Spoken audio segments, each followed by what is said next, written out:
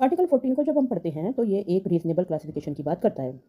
ये कहता है कि वर्ग विधान का निषेध करना या करता है किंतु वर्गीकरण की अनुमति देता है। यानी यह आर्टिकल 14 राइट टू इक्वालिटी की तो बात करता है, लेकिन कुछ तर्क संगत भेदभाव की अनुमति देता है।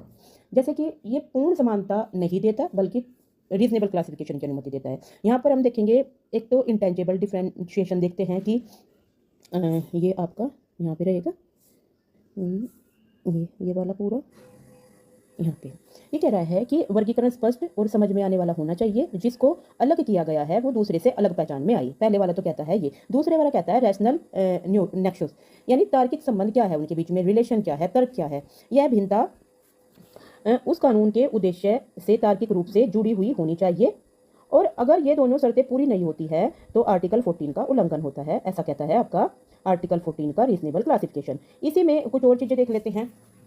दूसरा हमारा, हम नीचे जाएंगे इसमें, ये देखिए आप, मनमानेपन के विरुद्ध भी इसी में आ जाता है आपका कि इक्वालिटी जो है वो मनमानेपन के विरुद्ध नहीं होनी। आर्टिकल 14 का मतलब है कि क्लासिफिकेशन नहीं है, ठीक है। आर्बिट्रेशन यानी कि मनमाना व्यवहार इक्वालिटी का दुश्मन है। ईपी रोयप्पा वर्सेस, आपका केस कहाँ पे है, ये देखिए, ये आपका केस है ईपी रोयप्पा वर्सेस तमिलनाडु 1974 का ये केस है। इसमें मतलब ये कहा गया है इक्वलिटी के बारे में कि जहाँ मनमानी है वहाँ समानता नहीं है। सिंपल सी बात है कि जब आप के पास अपनी ही बात को ऊपर रखने की उसमें दिख रही है तो फिर वहाँ पे इक्वलिटी नहीं हो सकती है। फिर नेक्स्ट वाला कहता है कि फेयर